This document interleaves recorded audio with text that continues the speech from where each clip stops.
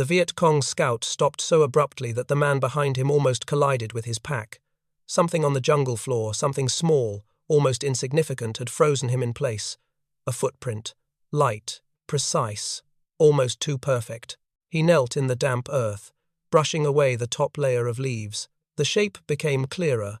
Not the broad heel print of American infantry, not the heavy lug pattern of a machine gunner, not the clustered chaos left by a squad moving under stress. This was one man, moving alone, or so it appeared. Within seconds, the rest of the VC patrol gathered around it.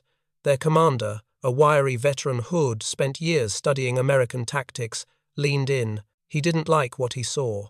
The print was fresh, less than an hour old. The ground around it was undisturbed. No snapped branches, no scuffed bark on nearby trees. Whoever left this had moved through the jungle as though they belonged to it. "Recon team," the commander muttered. "American, probably 2 or 3 men. We follow."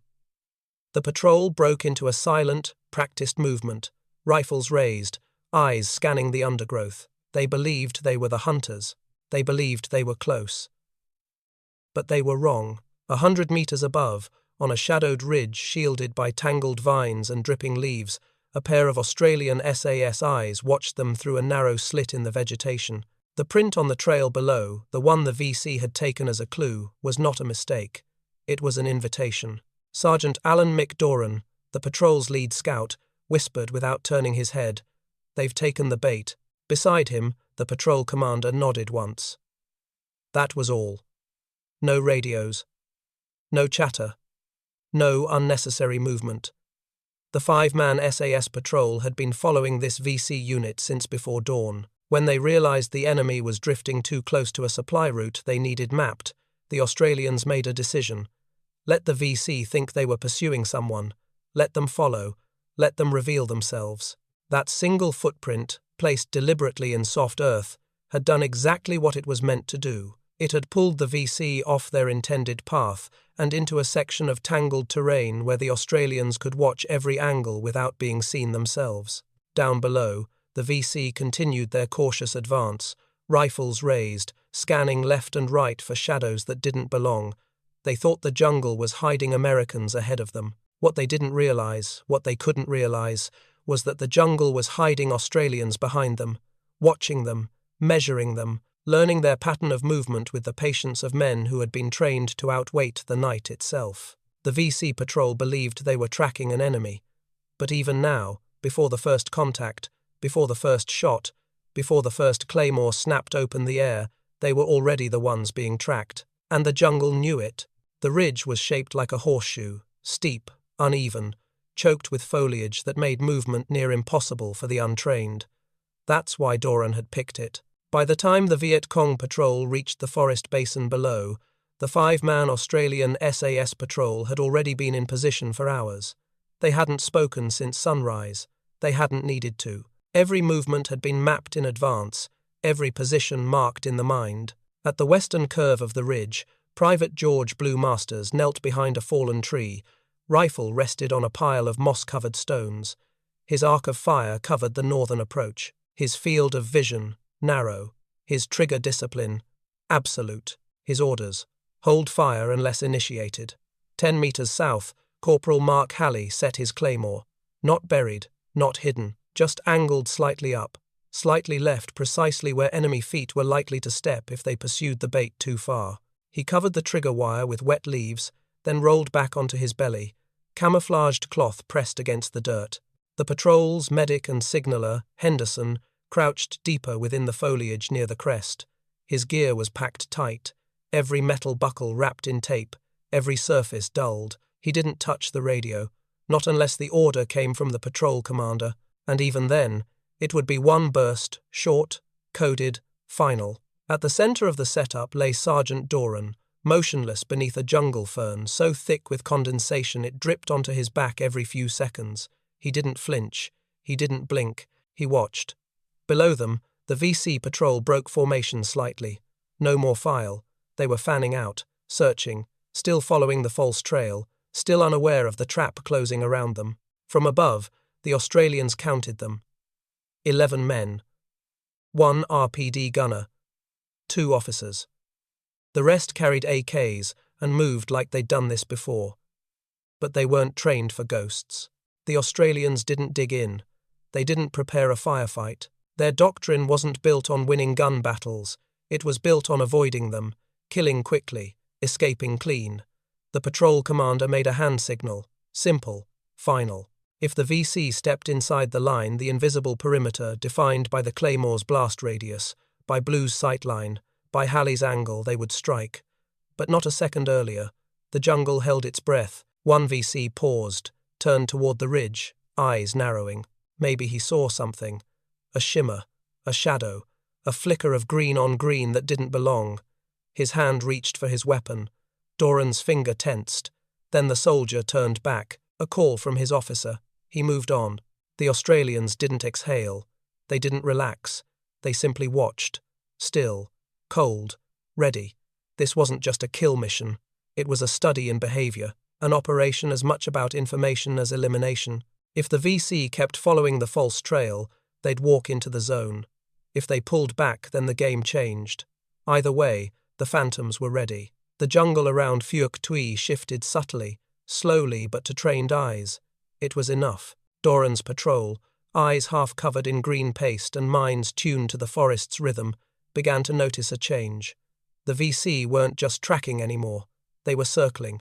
It started with the birds. One moment, the forest was alive with the whistles of tree pies and drongos. The next, it was quiet. Not gone, just displaced, as if pushed outward by something moving unnaturally through the undergrowth. Halley saw it first, a faint shimmer of leaves moving against the wind pattern. Then a glint, maybe a belt buckle, maybe sweat on skin. Either way, it was wrong. "They're flanking," he whispered, so softly only Doran could hear. Doran gave no response. He just adjusted his position by 2 inches. Slow, deliberate, controlled. The enemy had taken the bait, realized the trail was a ruse, and now they were looking for whoever left it. The Australians had become the hunted. But there's a difference between being hunted and being caught. Every SAS operator had rehearsed this scenario dozens of times in training fields back in Swanbourne, and more recently, in the unforgiving scrub of Nui Dat. Tracking was a blade that cut both ways. It wasn't just about spotting a trail. It was about knowing when you'd left one. The VC had picked up a pattern, probably the faint impression of a boot edge. Maybe heat from disturbed foliage, maybe just instinct. Either way, they were moving with caution now, not overconfidence. Doran gave a signal. Emergency dispersal, fallback, not a retreat, a reset. Each man slid backwards. Not a word, not a sound. They fell away from the ridge like water retreating through soil. Within 2 minutes, the ambush position was empty, except for leaves that slowly lifted where bodies had once pressed them down. They regrouped 300 meters away, at a secondary observation point above a dried creek bed. Henderson immediately scanned for radio traffic. Nothing. Either the VC were using runners, or they had no idea just how close they'd come. But there was another problem. The VC had split. Doran's patrol now faced 2 search elements working in wide arcs, slow, sweeping, methodical. This wasn't a chase anymore. It was a search grid, the kind of pattern you used when you suspected your enemy was still close. They were getting smarter. That meant the Australians had to get colder. No movement during daylight, no radios, no cooking, not even a whisper. They lay motionless in mud, under roots, behind termite mounds, bodies slowed to a crawl, breathing measured against the wind. And they waited for the VC to push too far. For the moment they crossed a line they couldn't see. The phantoms weren't gone, they were watching, and soon they'd strike. By the 3rd day, the VC patrol had passed the Australians' new position twice, each time closer, each time louder. They were getting tired. Jungle fatigue worked both ways. Even with numerical superiority, moving through the dense green suffocated discipline, boots slipped, voices snapped, equipment clinked. Somewhere between the branches and the heat, men got sloppy. Doran's patrol didn't. For 36 hours, they had eaten in silence, urinated into plastic bags, buried waste, and moved less than 2 meters total. Every surface was wrapped in camo cloth or black tape. Even their breathing was synchronized to the wind. This wasn't just hiding. It was preparation, because the kill zone had already been chosen. A narrow bend where the animal trail split into three, just below a false ridgeline covered in dense lantana. It looked unremarkable, a natural choke point, but everything about it was artificial, shaped over hours by SAS hands. Loose soil shifted to misdirect steps. A few cut saplings marked safe firing arcs. Claymore mines were positioned low, angled upward with surgical precision. Behind them, Doran's team lay in the roots, eyes open, rifles steady. The goal was not to fight. It was to end the fight before it began. At 0430 hours, the jungle began to speak again, not with words, but with weight. Leaves shifted, insects scattered. One by one, the VC emerged into the kill zone, weapons relaxed, formation staggered, recon scouts, maybe 10, maybe more behind them, but the Australians didn't fire, because this was not the column they wanted. They waited. Heart slowed. Sweat ran unmoved down necks. The VC paused near the split, muttering. Two crouched to inspect a trail. One lit a cigarette. Still, no shot. Then came the second element. More men, heavier weapons, visible rank patches. Likely command and communications, the kind of officers you didn't want to kill, you wanted to erase. Doran's pinky tapped twice on his trigger guard. Signal sent. Safety off. What happened next didn't sound like war. It sounded like the jungle tearing itself apart in one sharp breath. 7 claymores, 39 steel ball bearings per mine, all converging at waist height. No screams, just impact. Bone, air, silence. The Australians didn't fire rifles immediately, they waited for movement. One VC stumbled through the mist. A single suppressed shot dropped him. Then it was over. Less than 9 seconds from initiation to silence. The jungle absorbed the noise like it had rehearsed for it. No echo, no trace. The SAS left no trophies, no shell casings, nothing reflective. They ghosted backward down an extraction trail planned 2 days earlier, every man moving as if on rails. By sunrise, the kill zone was still and quiet. Blood soaked the underbrush. Flies began to gather. But the men who had done it were already gone deeper into the trees, tracking again. Because for the Australian SAS, every perfect ambush wasn't the end of a mission. It was just the beginning of the next hunt. 20 confirmed enemy dead, likely more wounded. The command element decapitated. Radio equipment destroyed. Maps, satchels, and enemy logs collected in less than 2 minutes before the team vanished. But what mattered infinitely more, was what wasn't said in the debrief. Back at Nui Dat, when Doran's patrol finally exfiltrated and sat down in the low-lit operations tent, there were no high fives, no cheers, just steam rising from dented mugs, a few muttered reports, and silence. They had returned with no casualties. Again. The intelligence officers leaned in. Enemy movements, unit identifiers, weapon markings, terrain notes, and something more valuable than all of it, confirmation that a new VC supply route had been opened near the Longhai foothills. It wasn't the kind of intel that maps could show clearly, it was pattern recognition written in boot prints and hammock marks, in cooking fire ashes and discarded ration tins. The SAS didn't just hunt men, they hunted habits. Doran quietly laid down a folded cigarette packet head, taken from a dead VC radioman. On the inside, a hand-drawn sketch of patrol routes and times, evidence that the enemy wasn't just moving, they were probing, searching. They were looking for something, the signals officer muttered. Doran corrected him. No, they were being watched by something. They just didn't know it yet. The SAS had learned to think that way, not in contacts and numbers, but in shadows and rhythms. When the enemy moved, the question was always, why here? Why now? Who's watching whom? In Borneo, they learned patience. In Malaya, subtlety. But it was Vietnam where those lessons were carved into muscle memory, because here, mistakes weren't punished. They were obliterated. And mistakes were easy when you thought like a soldier. The SAS didn't. They thought like predators pretending to be leaves. One of the most important insights from that mission wasn't even written in the report. It was whispered later between patrol leaders and passed down like gospel. Don't ambush them where they are. Ambush them where they think they're alone. Because the jungle in Vietnam had a strange kind of gravity. You didn't just walk into an ambush zone. You were drawn into it by routine, overconfidence, terrain you thought you understood. The VC unit never expected contact in that spot. The trail bend looked harmless. They had passed it 3 times in a week without incident. And that's why they died there. It was a kill zone shaped by information, not impulse. That became the model. Over the next 6 months, SAS teams across Phuoc 2 would replicate this method. Track, understand. Let the enemy feel comfortable, then erase them. Never twice in the same spot. Never with a trace.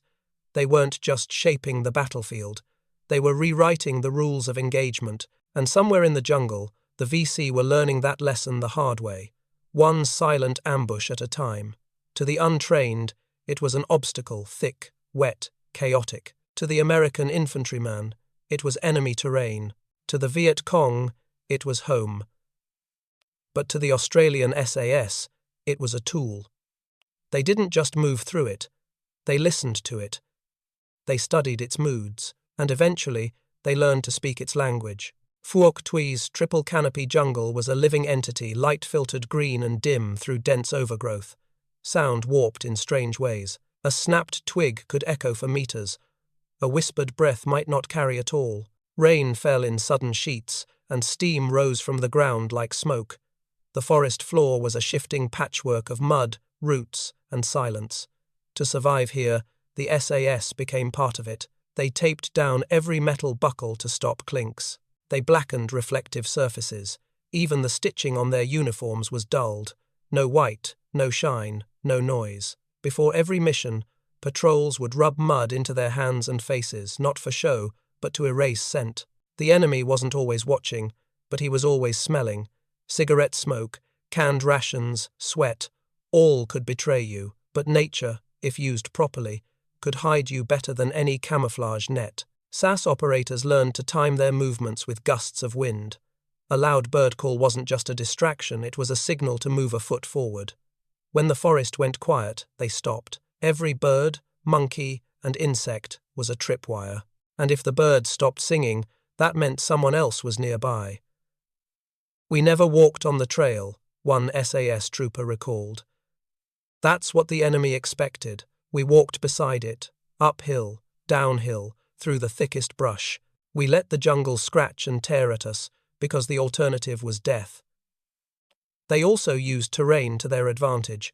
Anthills, fallen trees, split boulders, all were potential hides or shooting positions. A patrol could disappear into a patch of dense undergrowth and remain invisible from 5 meters away. At night, they lay motionless on slopes above suspected enemy routes, rifles steady, waiting for silhouettes to pass below. Sometimes they waited for 8 hours, sometimes they never fired a shot. That discipline was alien to other forces. But the SAS knew. Silence was a weapon, stillness was a shield, time was a trap, and the jungle could be your ally if you stopped fighting it.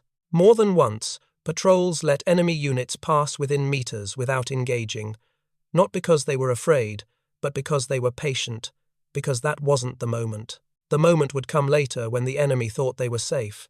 The jungle was never truly silent, but when it fell unnaturally quiet, the VC learned to fear it, because they knew something was out there. Not American GIs, not Montagnard scouts, something colder, something that didn't move unless it had already decided to kill. And by the time you heard the claymores click, the jungle had already chosen its side. The Viet Cong weren't naive. They had fought the French. They had studied Mao, Giap, and Sun Tzu. They knew guerrilla warfare better than most men alive. They were experts in concealment, infiltration, and asymmetry. But nothing prepared them for the Australians.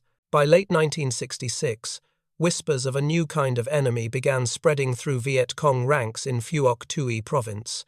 Stories told of entire units being tracked without knowing, of sudden, precise ambushes where no one survived long enough to return fire, of dead men with no signs of a fight, just a single shot to the head and vanished attackers. The VC called them Bong Ma the Ghosts. The Australian SAS had done the impossible. They'd become more invisible than the Viet Cong themselves, and it terrified them. Early attempts at countering the SAS failed. VC units began assigning rear guards or flank scouts, but the Australians never attacked from behind. They waited until the enemy passed, then moved with them, like shadows. When the VC tried to set their own ambushes, the SAS simply avoided them. They could read disturbed trails, feel unnatural silences, sense an over-prepared killing zone the way a wolf senses a trap. They didn't fight where the enemy was ready. They fought where the enemy was comfortable and turned that comfort into panic. Even the standard VC tactic of using terrain to disappear was flipped on its head. The Australians preferred deep jungle. They made it their domain. One NVA officer captured in 1967 reportedly said, "We expected Americans to come with noise and numbers, but the Australians, you never saw them. They were already watching." As losses mounted, the VC escalated. They deployed larger patrols, sometimes platoon strength. The SAS simply disappeared and trailed them for days, mapping their routes, recording radio traffic, identifying their supply lines, and then directing artillery onto their base camps once they'd returned. Sometimes the Australians waited until just before dawn, then struck with a surgical claymore ambush. 7 seconds of death, then silence. The enemy never saw who pulled the trigger. Paranoia spread. VC units changed their marching routes every day. They moved at night, set multiple sentries, rotated camps hourly. But it wasn't enough. The SAS adapted faster. The psychological damage was disproportionate to the body count. It wasn't just how many the Australians killed. It was how they killed and how they left nothing behind but footprints and fear. Captured VC documents began mentioning the black-clad ghosts. In debriefs, prisoners admitted avoiding entire sectors where SAS patrols were known to operate. In effect, a 5-man team could deny movement to entire battalions without firing a shot. By 1968, American commanders had begun to understand the strategic power of psychological dominance. Not overwhelming force, but invisible pressure, constant uncertainty, the threat you couldn't shoot at, and nobody embodied that more than the SAS. The VC had spent years mastering the art of jungle warfare, but now the jungle had turned against them, because something else had moved in, something colder, quieter, something that didn't need to fight, unless it chose to. The last Australian SAS patrol left Vietnam in October 1971. No ceremony, no headlines. Just 5 men, sunburned and silent, climbing into a hoey that hissed hot exhaust across the tall kunai grass. As the blades spun up, the jungle gave nothing away. It had watched them arrive. Now it watched them leave, but not everything left with them. In Phuoc Tuy province, the footprints of the SAS had long since faded. Trails overgrown, base camps swallowed by foliage. Deadfall and humidity erased all trace of the men who once hunted ghosts and became them, but their legacy remained in whispers, in doctrine, in the shape of how wars would be fought. What the Australian SAS brought to Vietnam wasn't just a new tactic, it was a philosophy. One rooted in discipline, patience, and deep understanding of terrain and enemy behavior.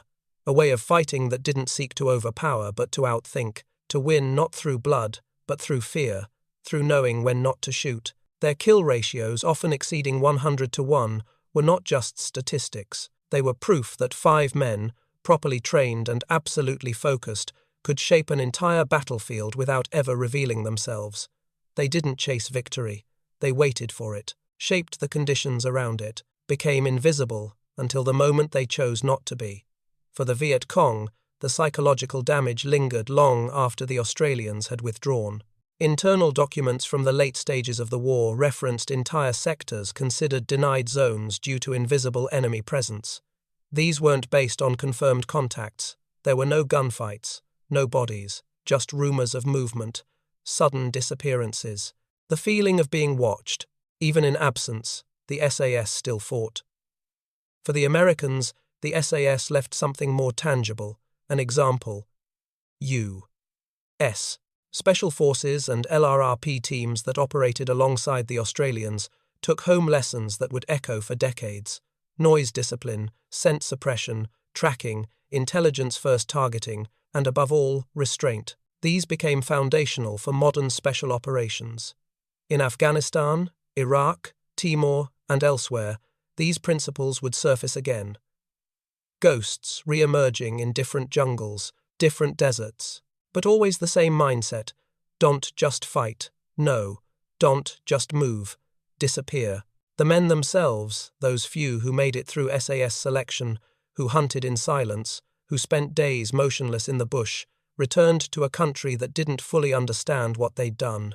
Their war had been quiet, their stories even quieter. Many never spoke of it again. A few wrote memoirs. Most simply folded their uniforms, cleaned their rifles one last time, and went home to jobs and families and silence. But history remembers them differently, not as glory seekers, not as kill counters, as shadows in the trees. The final lesson they left was not about tactics or gear, it was this: victory doesn't always roar. Sometimes it whispers. And sometimes the loudest thing on the battlefield is the silence left behind.